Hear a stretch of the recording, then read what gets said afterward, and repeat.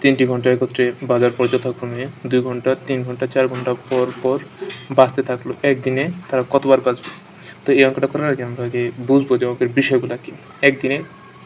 একদিনে কতবার বাজবে এটা বের করতে বলছে। তো আগে আমরা 2, 3 এবং 4 এর লসাগু বের করব। 2, 3 এর 4 এর লসাগু 2, 3, 4 এর লসাগু হচ্ছে 12।